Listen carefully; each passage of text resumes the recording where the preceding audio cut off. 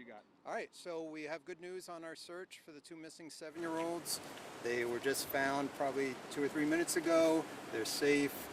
What we know is that they left school on purpose with an intent to go wandering to a store, is what we believe right now. And then when they started seeing everybody, all the police cars searching the area, they realized they might be in trouble and have been hiding on us. So one of the searchers just found them hiding in the woods and have turned them over to one of our officers, and we'll bring them back into the school. Where in the woods roughly did you guys find them? I know a lot of people were looking on that trail where the power lines go.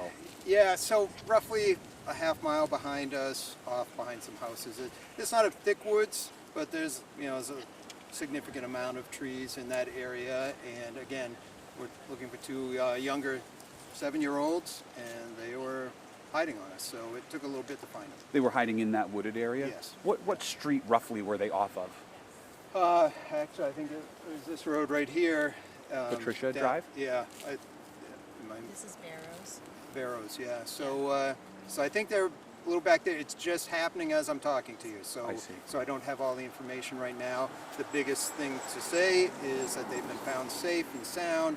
They don't have any injuries or anything, and that there was no foul play suspected.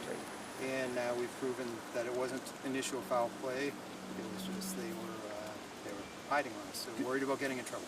Did you say they had intended to leave the school?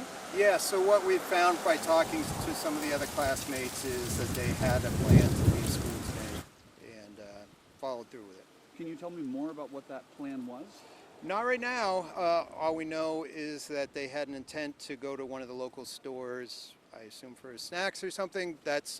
What they had said was they were going to go to a store, and when they did leave the school property, started seeing our vehicles and realized they might be in trouble, and they started hiding.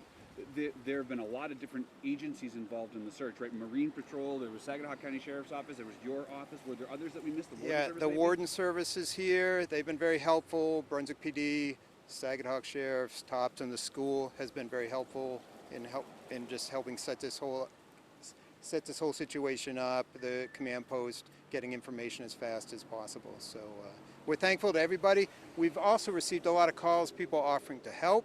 We're very thankful to them as well.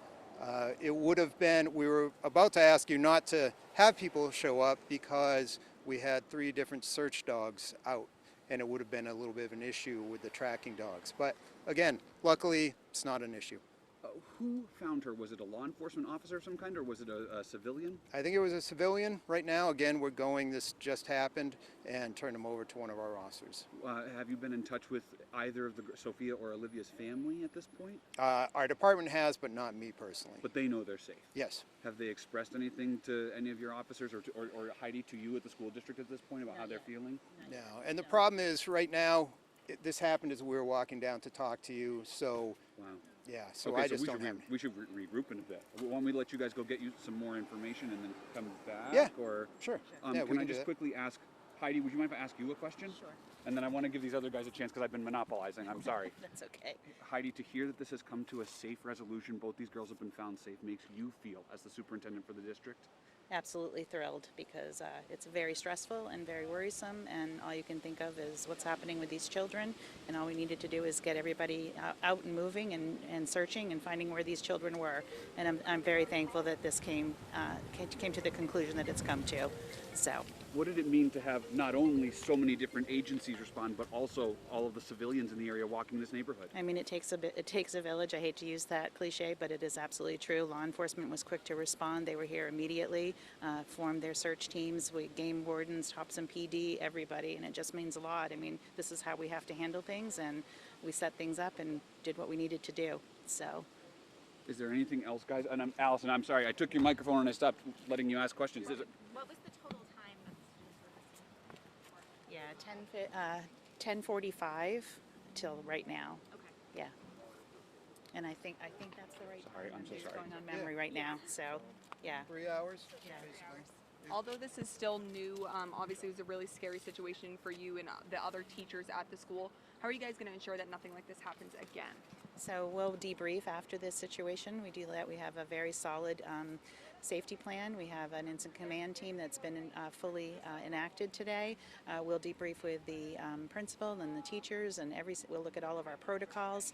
We'll double check everything. These are the types of things that you do, and we follow the incident command system, and we'll try to make sure that this never happens again, for sure.